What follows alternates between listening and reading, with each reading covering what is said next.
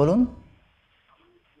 আমার প্রশ্ন হচ্ছে, বিশেষ বিশেষ কিছু মানুষ মারা যায়, যেমন বৃহস্পতিবারে, শুক্রবার আগের দিন রাত্রে, এবং রমজান মাসে, জি। এবং ঈদের দিনে, এই সমস্ত দিনে মানুষ মারা গেলে কবর আযাব মাফ হয় শুনেছি। তো এই সমস্ত দিন পার হয়ে গেলে সেই কবর আযাব পুনরায় হবে কিনা, এটা আবার প্রশ্ন। বিশেষ বিশেষ দিনে মানুষ মারা গেলে, যেমন বৃহস্পতিবার রাতে বা ঈদের রাতে, রমাদানের রাতে মানুষ মারা গেলে মানুষের গুনাহ মাফ হয়, বিষয়টা কি ঠিক আছে কিনা?